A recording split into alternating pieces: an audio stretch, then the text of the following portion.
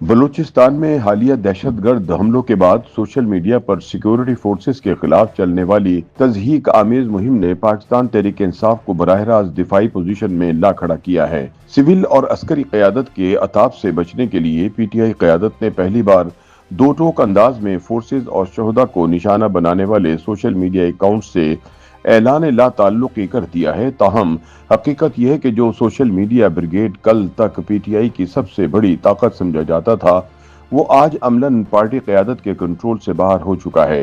یہی بے لگام ڈیجیٹل قوت نہ صرف پارٹی کو سیاسی بند گلی میں دھکیل رہی ہے، بلکہ خود پی ٹی آئی کے لیے ایک سنجیدہ اور اندرونی سیاسی خطرہ بنتی جا رہی ہے۔ ذرائع کے مطابق تحریک انصاف کا سوشل میڈیا بریگیڈ بنیادی طور پر امریکہ سے آپریٹ کرتا ہے اور اس کی نگرانی براہ راست عمران خان کی شدت پسند ہمشیرہ علیمہ خان کرتی ہیں۔ اسی وجہ سے پارٹی کے اندر موجود معتدل حلقوں کی فوج مخالف اور ریاستی اداروں کے خلاف سخت بیانیہ ختم کرنے کی کوئی بھی کوشش بارآور ثابت نہیں ہو پاتی۔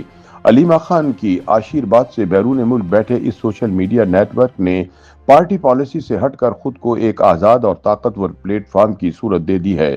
پی ٹی آئی کا سوشل میڈیا بریگیڈ نہ صرف ریاستی اداروں بلکہ خود تحریک انصاف کی سیاسی حکمت عملی کے لیے بھی ایک مستقل مسئلہ بن چکا ہے۔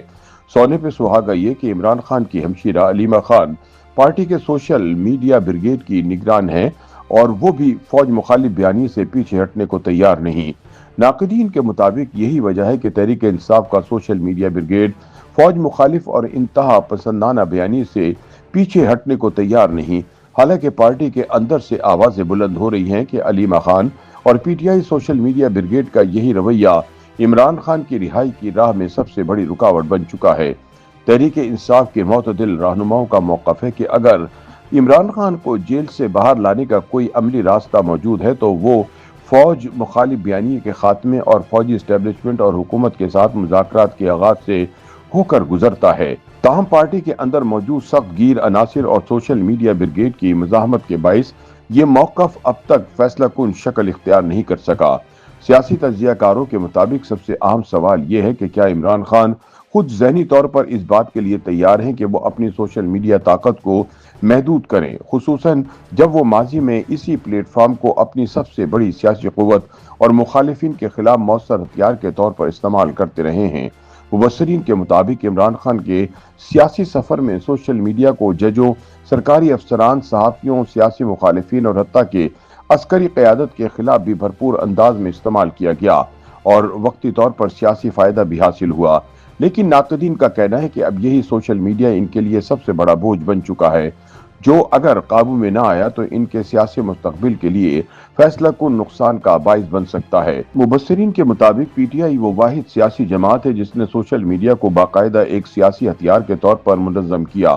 2014 کے دھرنے سے لے کر 2018 کے انتخابات اور پھر حکومت کے خاتمے کے بعد کی مزاحمتی سیاست تک پارٹی کا ڈیجیٹل نیٹ ورک اس کی سب سے بڑی طاقت سمجھا جاتا رہا۔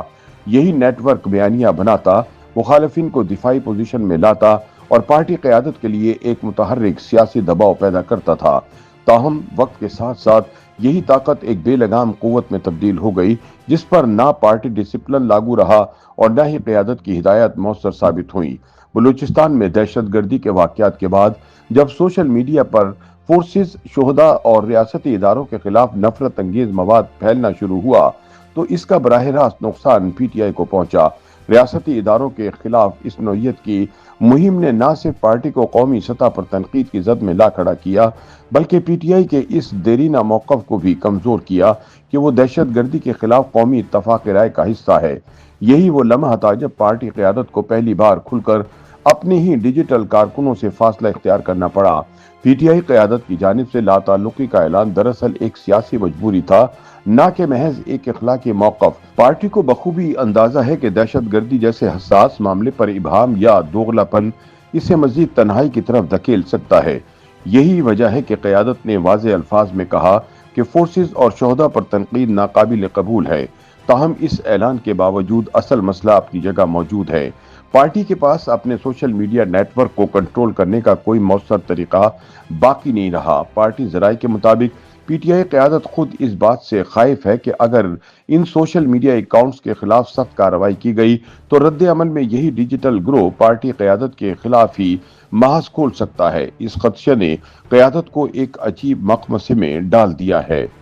YouTube पर गूगली न्यूज देखने के लिए youtube.com की सर्च बार में गूगली न्यूज टीवी टाइप करें। गूगली न्यूज के पेज पर सुर्ख रंग के सब्सक्रिप्शन वाले बटन पर क्लिक करना ना भूलिए। YouTube पेज पर अपलोड होने वाली वीडियोस से बाखबर रहने के लिए बेल आइकन पर क्लिक कीजिए। आपको हर नई वीडियो के बारे में नोटिफिकेशन मौसूल हो जाएगा।